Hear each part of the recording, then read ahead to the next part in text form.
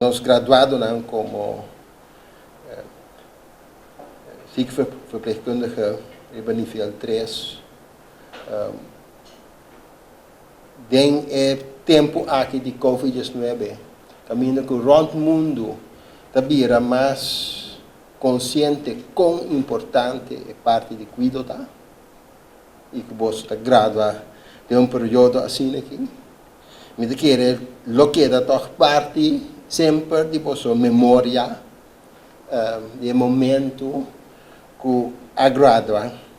Pois me quer começar para dar vossa mais para bem. Me quer agradecer tur docente não colega não guia para vosso por logra que não.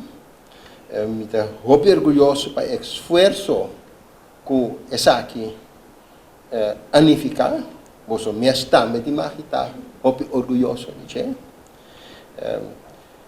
me espera que dentro sua carreira profissional, que nota queda de aqui não, me mira 3 damas relativamente jovens, pois me lo sugerirão para ter a quantidade de you que conter tem man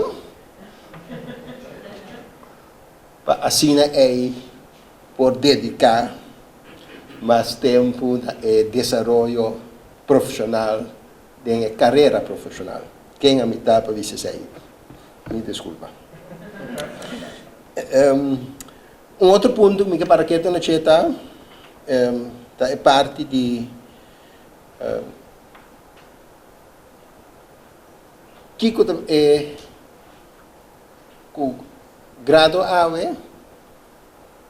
A seguinte etapa para começar como profissional de cuidado com hobby responsabilidade.